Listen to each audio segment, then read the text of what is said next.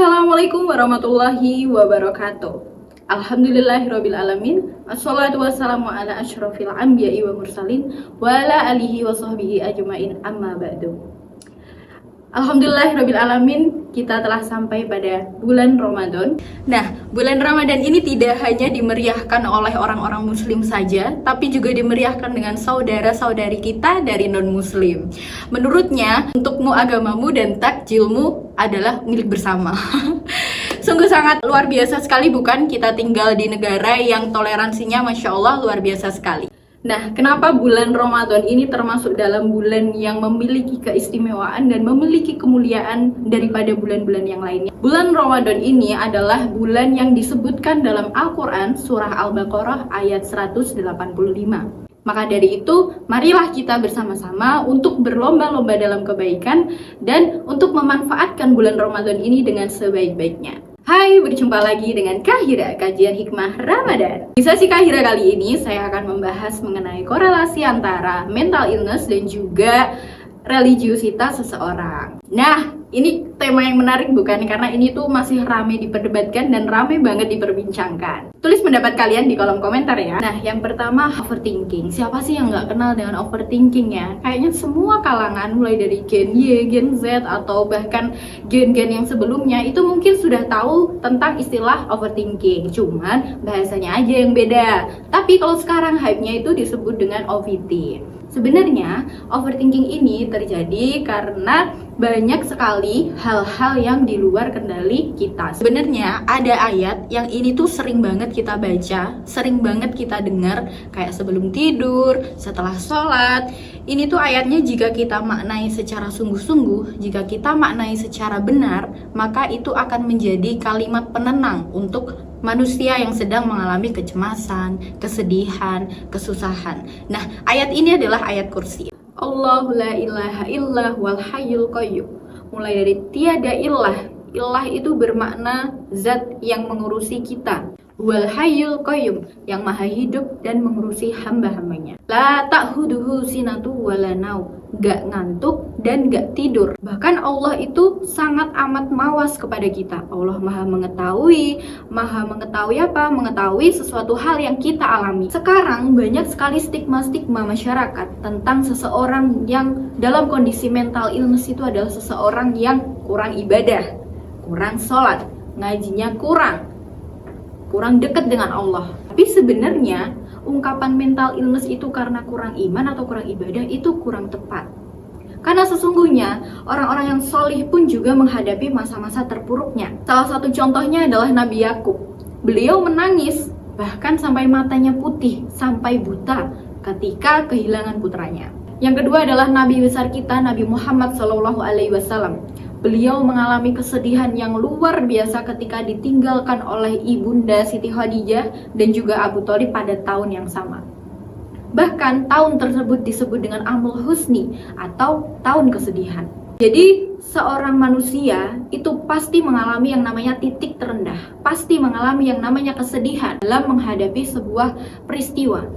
Ada riset dari Columbia University yang menyatakan bahwa seseorang yang dekat dengan Tuhannya itu akan lebih mudah dalam mengatasi permasalahan dalam hidupnya. Saya sendiri pun juga sangat amat yakin bahwa ibadah itu akan membantu memperlancarkan jalan kita untuk bisa menyelesaikan permasalahan kita. Ketika kita melibatkan Allah, maka kita akan menemukan sebuah solusi yang terbaik. Tapi tidak hanya dengan ibadah saja. Allah Subhanahu wa taala berfirman dalam Quran surah Al-Anbiya ayat 7, Bismillahirrahmanirrahim. Fas'alu ala dzikri in kuntum la ta'lamun. Maka bertanyalah kepada seseorang yang berilmu jika kamu tidak mengetahuinya.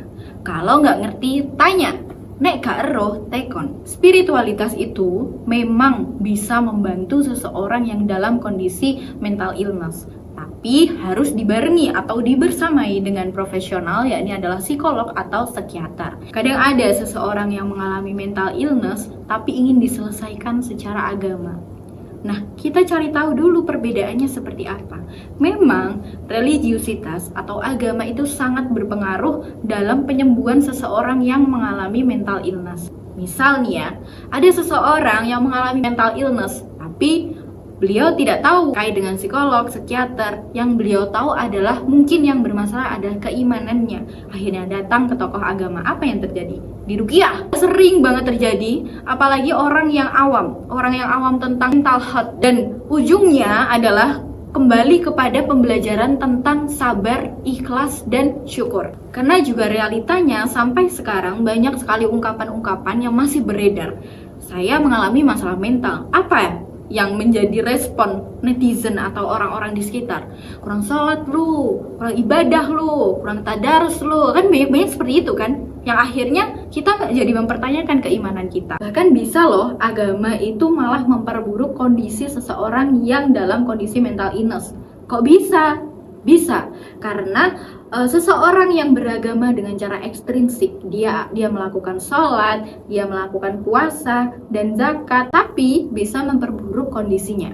Karena apa? Karena dia merasa, aku udah ibadah, aku udah sholat, udah puasa, udah kayak gini, kok Allah masih kasih cobaan yang seperti ini? Cobaan yang Allah berikan kepada kita itu tidak di luar batas kemampuan kita. Berarti Allah sudah yakin, Allah sudah memberikan ketetapan bahwa kita mampu untuk melewati cobaan yang harus dicobain. Berbeda dengan cara beragama seseorang secara intrinsik. Lebih ke kepercayaan kita terhadap takdir Allah, penghayatan kita terhadap agama kita, penghayatan kita terhadap sesuatu hal yang menjadi sebuah kewajiban kita, terhadap sholat kita, terhadap tadarus kita, terhadap amalan yang kita lakukan. Karena sejatinya orang yang dekat dengan Tuhannya itu mempercayai adanya takdir dan percaya bahwa hal yang dibungkus dengan ketidaknyamanan, hal yang dibungkus dengan kesedihan, justru itulah yang akan memberikan keberkahan, itulah yang akan memberikan kebahagiaan untuk kita.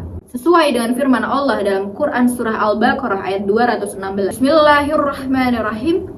Wa asa an takrahu syai'an wa huwa khairul lakum. Wa asa an tuhibbu syai'an wa huwa syarrul lakum. Wallahu ya'lamu wa antum la ta'lamun. Pada ayat ini pun sudah jelas bahwa apa yang tidak kita sukai bisa jadi itu yang terbaik untuk kita.